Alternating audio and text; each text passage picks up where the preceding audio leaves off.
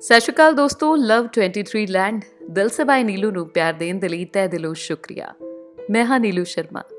ਜਿਸ ਤਰ੍ਹਾਂ ਤੁਸੀਂ ਮੇਰੀਆਂ ਕਹਾਣੀਆਂ ਨੂੰ ਪਿਆਰ ਦੇ ਰਹੇ ਹੋ, ਉਸ ਨਾਲ ਮੈਨੂੰ ਮੋਟੀਵੇਸ਼ਨ ਵੀ ਮਿਲ ਰਹੀ ਹੈ ਕਿ ਮੈਂ ਹੋਰ ਵੀ ਵਧੀਆ ਕਹਾਣੀਆਂ ਲੈ ਕੇ ਤੁਹਾਡੇ ਰੂਬਰੂ ਹੋਵਾਂ।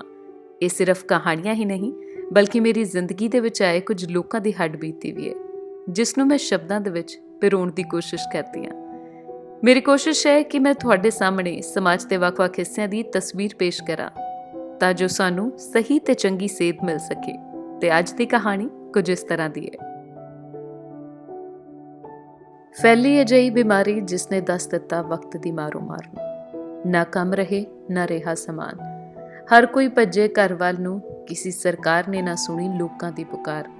ਕਈਆਂ ਨੇ ਤੋੜਿਆ ਦਮ, ਸਾਨੂੰ ਸਮਝ ਨਾ ਆਈ ਹੋਇਆ ਕੀ ਸਾਡੇ ਨਾਲ। ਸਮੇਂ ਨੇ ਦੱਸ ਦਿੱਤਾ ਰੱਬ ਵੱਡਾ ਜਾਂ ਇਨਸਾਨ। ਸਹੀ ਸਮਝ ਰਹੇ ਹੋ ਤੁਸੀਂ।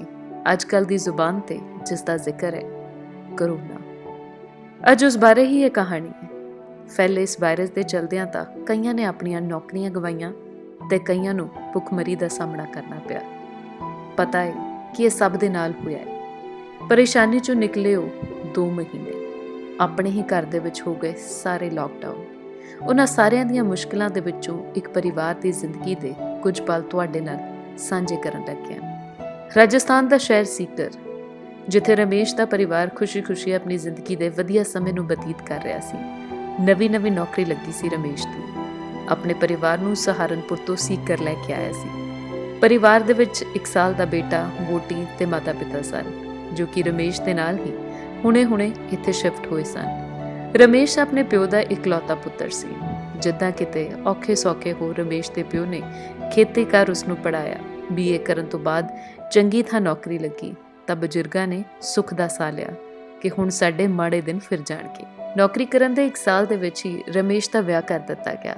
ਸਭ ਵਧੀਆ ਹੀ ਹੋ ਰਿਹਾ ਸੀ ਜ਼ਿੰਦਗੀ 'ਚ। ਮਾਪਿਓ ਖੁਸ਼, ਬੱਚਾ ਤੰਦਰੁਸਤ ਤੇ ਵਹੁਟੀ ਵੀ ਹੱਥ ਤੇ ਦਰਦ ਵੰਡਾਉਣ ਵਾਲੀ। ਕਦੇ ਕੋਈ ਸ਼ਿਕਾਇਤ ਨਹੀਂ। ਕਹਿ ਸਕਦੇ ਹਾਂ ਛੋਟਾ ਪਰਿਵਾਰ ਸੁਖੀ ਪਰਿਵਾਰ ਸੀ।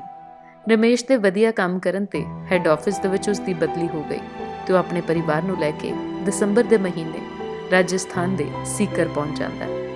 ਚੰਗੇ ਖਾਸੇ ਦਿਨ ਨਿਕਲੇ। ਇੱਕ ਦਿਨ ਰਮੇਸ਼ ਦੇ ਪਿਤਾ ਜੀ ਕਹਿੰਦੇ ਕਿ ਪਿੰਡ ਵਿੱਚ ਸਾਡਾ ਕੁਝ ਕੀਮਤੀ ਸਮਾਨ ਹੈ ਤੇ ਥੋੜੀ ਜਿਹੀ ਸਾਡੀ ਜ਼ਮੀਨ ਬਚੀ ਹੈ, ਉਸ ਦਾ ਠੇਕਾ ਵੀ ਕਰਕੇ ਆਉਣਾ। ਮੈਂ ਤੇ ਤੇਰੀ ਮਾਂ ਥੋੜੇ ਦਿਨਾਂ ਦੇ ਲਈ ਪਿੰਡ ਜਾ ਆਉਂਦੇ ਹਾਂ, ਨਾਲੇ ਮੌਸਮ ਵੀ ਠੀਕ ਚੱਲ ਰਿਹਾ। ਮਾਰਚ ਮਹੀਨੇ ਦੀ ਸ਼ੁਰੂਆਤ ਦੇ ਵਿੱਚ ਦੋਨੋਂ ਬਜ਼ੁਰਗ ਆਪਣੇ ਜੱਦੀ ਘਰ ਸਹਾਰਨਪੁਰ ਆਉਂਦੇ ਨੇ। ਜ਼ਮੀਨ ਦਾ ਠੇਕਾ ਕਰਦੇ ਨੇ ਤੇ ਥੋੜੇ ਦਿਨ ਉੱਥੇ ਹੀ ਰੁਕ ਜਾਂਦੇ ਨੇ। ਰਮੇਸ਼ ਦੇ ਮਾਪਿਆਂ ਨੂੰ ਗਏ ਅਜੇ ਕੁਝ ਹੀ ਦਿਨ ਬੀਤੇ ਸਨ ਕਿ ਖਬਰਾਂ ਆਉਣੀਆਂ ਸ਼ੁਰੂ ਹੋ ਗਈਆਂ ਕਿ ਕਰੋਨਾ ਨਾਮ ਦੇ ਵਾਇਰਸ ਨੇ ਪੂਰੇ ਚੀਨ ਦੇ ਨਾਲ ਵਿਸ਼ਵ ਦੇ ਕਈ ਮੁਲਕਾਂ ਨੂੰ ਆਪਣੀ ਚਪੇਟ ਦੇ ਵਿੱਚ ਲੈ ਲਿਆ। ਇਸ ਦਾ ਕੋਈ ਇਲਾਜ ਨਹੀਂ ਤੇ ਜਲਦੀ ਇਸ ਦੀ ਪਹਿਚਾਣ ਨਹੀਂ ਹੋ ਪਾਉਂਦੀ।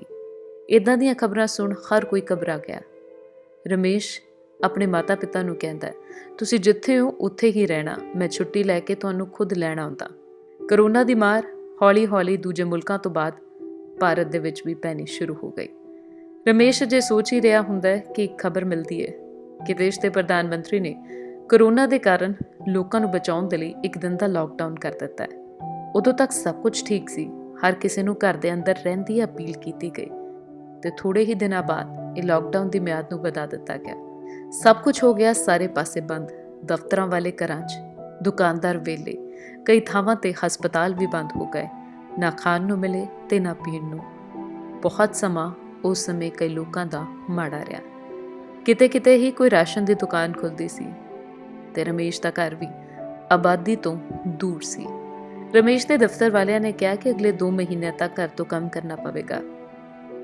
ਪਰ ਰਮੇਸ਼ ਨੂੰ ਚਿੰਤਾ ਆਪਣੇ ਮਾਪਿਓ ਦੀ, ਕਿਉਂਕਿ ਉਹ ਪਿੰਡ ਦੇ ਵਿੱਚ ਇਕੱਲੇ ਸਨ। ਕੌਣ ਉਹਨਾਂ ਦੀ ਮਦਦ ਕਰੇਗਾ? ਜੇ ਬਿਮਾਰ ਹੋਏ ਤਾਂ ਧਿਆਨ ਕੌਣ ਰੱਖੇਗਾ? ਨਾ ਹੀ ਕੋਈ ਕਿਤੇ ਜਾ ਸਕੇ ਤੇ ਨਾ ਹੀ ਕੋਈ ਦੂਜੀ ਥਾਂ ਤੋਂ ਇੱਥੇ ਪਹੁੰਚ ਸਕੇ। ਸਮਾਂ ਅਜਿਹਾ ਕਿ ਕਈ ਲੋਕ ਤਾਂ ਆਪਣੇ ਘਰ ਤੱਕ ਹੀ ਨਹੀਂ ਪਹੁੰਚ ਪਾਏ। ਇਸ ਬਿਮਾਰੀ ਦੀ ਚਪੇਟ ਦੇ ਵਿੱਚ ਆ ਕੇ ਕਈਆਂ ਨੇ ਦਮ ਤੋੜ ਦਿੱਤੇ। ਰਾਤ ਦਿਨ ਰਮੇਸ਼ ਆਪਣੇ ਮਾਪਿਓ ਬਾਰੇ ਹੀ ਸੋਚਦਾ ਰਹਿੰਦਾ। ਦੂਜੇ ਪਾਸੇ ਦਫ਼ਤਰ ਵਾਲਿਆਂ ਨੇ ਤਨਖਾਹ ਵੀ ਨਾ ਦਿੱਤੀ। ਮਕਾਨ ਵਾਲਿਆਂ ਨੇ ਮਕਾਨ ਖਾਲੀ ਕਰਨ ਨੂੰ ਵੀ ਕਹਿ ਦਿੱਤਾ। ਕਰੇ ਤਾਂ ਆਖਿਰਕਾਰ ਕੀ? ਜੇਬ ਦੇ ਵਿੱਚ ਪੈਸੇ ਨਹੀਂ, ਜਿੰਨੇ ਸੀ ਉਹ ਖਰਚ ਹੋ ਗਏ। ਮਾਪਿਓ ਪਹੁੰਚ ਨਹੀਂ ਸਕਦੇ।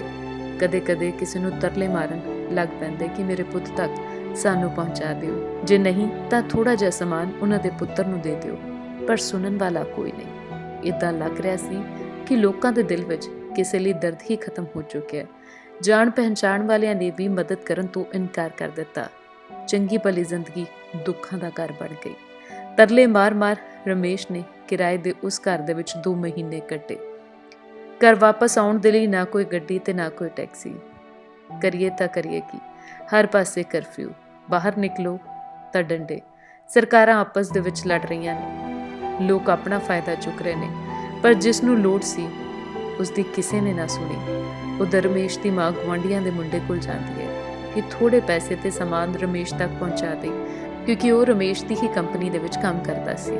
ਉਹ ਇਹ ਕਹਿ ਦਿੰਦਾ ਹੈ ਕਿ ਮਾਤਾ ਸਵੇਰ ਨੂੰ ਆਈ, ਮੈਂ ਕੱਲ ਜਾਣਾ, ਤੇਰਾ ਸਮਾਨ ਲੈ ਜਾਵਾਂਗਾ। ਉਧਰ ਰਮੇਸ਼ ਦੂਜੇ ਪਾਸੇ ਕੋਈ ਸਾਧਨ ਨਾ ਦੇਖ ਪੈਦਲ ਹੀ ਆਪਣੀ ਵਹੁਟੀ ਤੇ ਬੱਚੇ ਦੇ ਨਾਲ ਲਾਈਨੋਂ ਲਾਈਨ ਤੁਰ ਪੈਂਦਾ ਹੈ।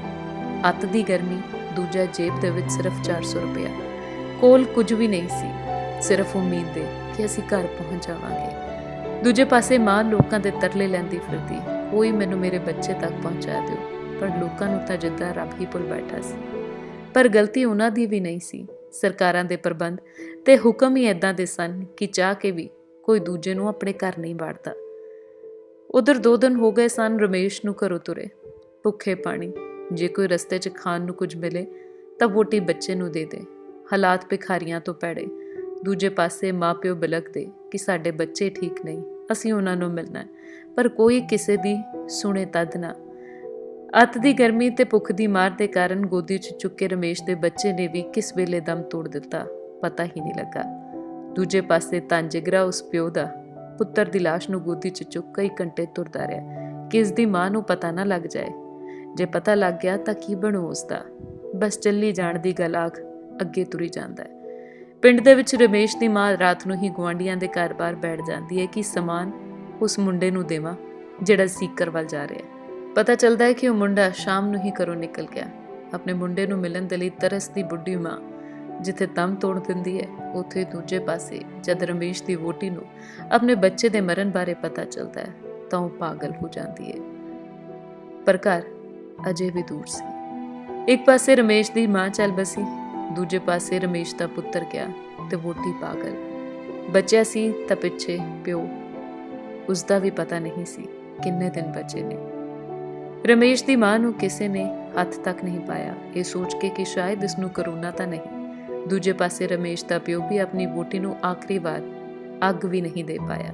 ਰਮੇਸ਼ ਦੇ ਕੋਲ ਜੇਕਰ ਬਚਿਆ ਸੀ ਤਾਂ ਸਿਰਫ ਬੇਵਸੀ, ਦੁੱਖ ਤੇ ਉਮੀਦ ਕਿ ਸ਼ਾਇਦ ਮੈਂ ਅਜੇ ਵੀ ਜਿਉਂਦੇ ਜੀ ਆਪਣੇ ਪਿਓ ਤੱਕ ਪਹੁੰਚ ਸਕਾਂ।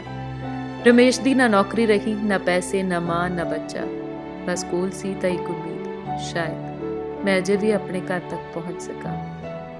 ਕਿਸ ਤਰ੍ਹਾਂ ਹੱਸਦਾ ਵਸਦਾ ਪਰਿਵਾਰ ਸਭ ਦੀਆਂ ਅੱਖਾਂ ਦੇ ਸਾਹਮਣੇ ਉੱਜੜ ਗਿਆ। ਸਰਕਾਰਾਂ ਕਹਿੰਦੀਆਂ ਰਹੀਆਂ ਕਿ ਅਸੀਂ ਤਾਂ ਬਹੁਤ ਕੁਝ ਕੀਤਾ। ਇਹ ਤਾਂ ਇੱਕ ਰਮੇਸ਼ ਦੀ ਕਹਾਣੀ ਸੀ। ਪਤਾ ਨਹੀਂ ਕਿੰਨੇ ਹੋਰ ਲੋਕ ਹੋਣਗੇ ਜੋ ਇਸ ਬਿਮਾਰੀ ਦੇ ਚਲਦਿਆਂ, ਇਸ ਵਾਇਰਸ ਦੇ ਚਲਦਿਆਂ ਆਪਣਿਆਂ ਨੂੰ ਮਿਲੇ ਬਿਨਾਂ ਹੀ ਇਸ ਦੁਨੀਆ ਤੋਂ ਚਲੇ ਗਏ। ਇਸ ਲਈ ਜਿੱਥੇ ਵੀ ਹੋ ਸੇਫ ਰਹੋ, ਆਪਣਾ ਖਿਆਲ ਰੱਖੋ, ਦੂਜਿਆਂ ਦੀ ਮਦਦ ਕਰੋ। ਕੀ ਪਤਾ ਕਦੀ ਅਸੀਂ ਵੀ ਉਸ ਥਾਂ ਤੇ ਖੜੇ ਹੋ ਸਕਦੇ ਹਾਂ ਜਿੱਥੇ ਦੂਜਿਆਂ ਨੂੰ ਸਾਡੀ ਮਦਦ ਦੀ ਜ਼ਰੂਰਤ ਹੈ। ਨੀਲੂ ਆਖਦੀ ਹੈ, ਫੈਲੀ ਐਸੀ ਮਹਾਮਾਰੀ ਮਚੀ ਹਾਹਾਕਾਰ, ਉਸ ਦਿਨ ਰੋਇਆ ਜਗ ਸਾਰਾ, ਸਮਝ ਨਾ ਆਈ ਹੋਇਆ ਕੀ ਇਹ ਸਭ, ਹੁਣ ਵੀ ਸੁਧਰ ਜਾ ਇਨਸਾਨ ਜੇ ਤੈਨੂੰ ਹੁਣ ਵੀ ਸੁਰਤ ਨਾ ਆਈ, ਰੱਬ ਵੱਡਾ ਜਾਂ ਇਨਸਾਨ। ਤੇ ਕਿਸ ਤਰ੍ਹਾਂ ਦੀ ਲੱਗੀ ਅੱਜ ਦੀ ਕਹਾਣੀ? ਕਮੈਂਟ ਬਾਕਸ ਦੇ ਵਿੱਚ ਤੁਸੀਂ ਮੈਨੂੰ ਜ਼ਰੂਰ ਦੱਸ ਸਕਦੇ ਹੋ। ਜੇਕਰ ਤੁਹਾਡੇ ਕੋਲ ਵੀ ਕੋਈ ਕਹਾਣੀ ਹੈ ਜਿਸ ਨੂੰ ਤੁਸੀਂ ਮੇਰੇ ਨਾਲ ਸ਼ੇਅਰ ਕਰਨਾ ਚਾਹੁੰਦੇ ਹੋ ਤਾਂ ਤੁਸੀਂ ਮੈਨੂੰ love23land@gmail.com ਤੇ ਮੇਲ ਕਰ ਸਕਦੇ ਹੋ। ਜੇਕਰ ਤੁਸੀਂ ਅਜੇ ਤੱਕ ਮੇਰੇ ਚੈਨਲ ਨੂੰ ਸਬਸਕ੍ਰਾਈਬ ਨਹੀਂ ਕੀਤਾ ਤਾਂ ਪਲੀਜ਼ ਪਹਿਲਾਂ ਸਬਸਕ੍ਰਾਈਬ ਕਰੋ ਤੇ ਹਾਂ, ਰੈੱਡ ਬੈਲ ਆਈਕਨ ਨੂੰ ਦਬਾਉਣਾ ਨਾ ਭੁੱਲਣਾ ਤਾਂ ਕਿ ਤੁਸੀਂ ਮੇਰੀਆਂ ਆਉਣ ਵਾਲੀਆਂ ਸਾਰੀਆਂ ਵੀਡੀਓਜ਼ ਦਾ ਨੋਟੀਫਿਕੇਸ਼ਨ ਪਾ ਸਕੋ। ਮੇਰੀਆਂ ਕਹਾਣੀਆਂ ਨੂੰ ਜ਼ਿਆਦਾ ਤੋਂ ਜ਼ਿਆਦਾ ਲਾਈਕ ਕਰੋ, ਆਪਣੇ ਪਰਿਵਾਰ ਦੋਸਤਾਂ ਦੇ ਨਾਲ ਸ਼ੇਅਰ ਕਰੋ ਤੇ ਚੈਨਲ ਨੂੰ ਸਬਸਕ੍ਰਾਈਬ ਕਰਕੇ ਬਣ ਜਾਓ ਲਵ 23 ਲੈਂਡ ਫੈਮਿਲੀ ਦਾ ਹਿੱਸਾ। ਲਵ 23 ਲੈਂਡ, ਦਿਲ ਸੇ ਬਾਈ ਨੀਲੂ।